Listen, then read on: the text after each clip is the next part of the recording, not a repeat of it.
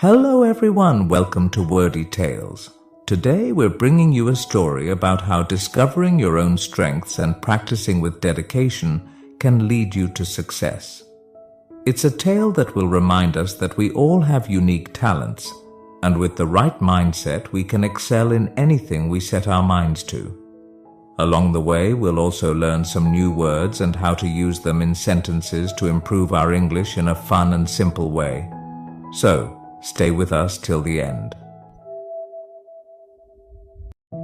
Once, in a small, peaceful town, there lived a family in a quiet corner of the city. This family had a 12-year-old boy named David, who was in the 6th grade. David was an energetic kid who loved playing outdoors, and his favorite activity was playing soccer. Almost every day, David would head out to the nearby public field, where he honed his soccer skills. One afternoon, after coming home from school, David slumped onto the couch, looking deep in thought. He opened a school book, stared at it for a moment, and then leaned back into the soft cushions with a dissatisfied look on his face. His father, who had just come in from the backyard, noticed this unusual behavior and walked over to his son. Sitting beside David, he asked what was bothering him. David explained that he had received a poor grade in math, but that wasn't what was truly upsetting him. He shared that his close friend and neighbor, Matt, always seemed to score high in math. No matter how hard David tried, he just couldn't seem to do as well. Hearing this, David's father went to get a glass of water to calm his son. Once David had relaxed a bit, his father took him outside to their small backyard garden, which was filled with shady trees and a peaceful atmosphere. "David," his father began, "I want you to understand 3 important lessons from what happened today. These are lessons that will guide you as you grow older." David, who deeply respected his father, was a bit confused but intrigued. "Can you explain those lessons, Dad?" he asked. "You will learn each lesson one by one, through a challenge I will give you," his father replied with a gentle smile. After a brief pause, his father continued, "For the first lesson, I want you to invite Matt to play soccer with you tomorrow." David nodded, eager to find out what lesson his father had in mind. The next morning, the weather was bright and welcoming, and David went to school with his usual excitement. That afternoon, after school, he invited Matt to join him for a soccer game at the nearby field. As usual, David, who played soccer almost every day, dominated the match. He scored 3 goals, leading his team to a big victory. Meanwhile, Matt, who wasn't very familiar with soccer, struggled. He often lost the ball and made several mistakes. Despite this, everyone who played that day had a great time. Afterward, David cleaned up and hurried to meet his father in the backyard. "Dad, I played soccer with Matt today. What's the first lesson you want to teach me?" His father smiled knowingly and said, "Tell me how the game went." David described everything, from his 3 goals to how Matt wasn't very good at soccer. His father nodded and said, "Look at this, David. Matt may not be good at soccer, but he's great at math.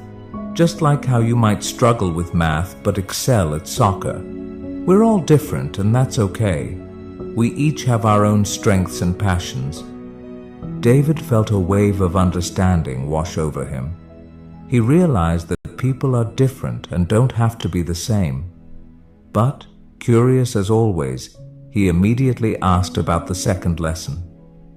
"For the second lesson," his father said, "I want you to pay close attention to Matt tomorrow at school. Keep track of how often you see him counting or working with numbers." The following day, David eagerly went to school, excited to complete his father's challenge.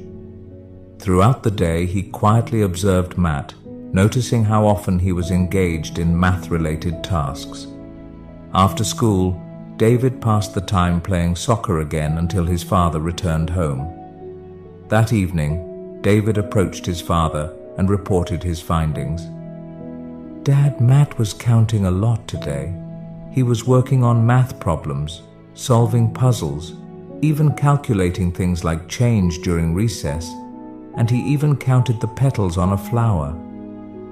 His father smiled warmly and said, "That's the second lesson, David. Matt is good at math because he enjoys it and practices it often. If you want to get better at something, you have to keep practicing, just like you do with soccer. It doesn't always have to be difficult. You can start with simple things like counting petals on a flower."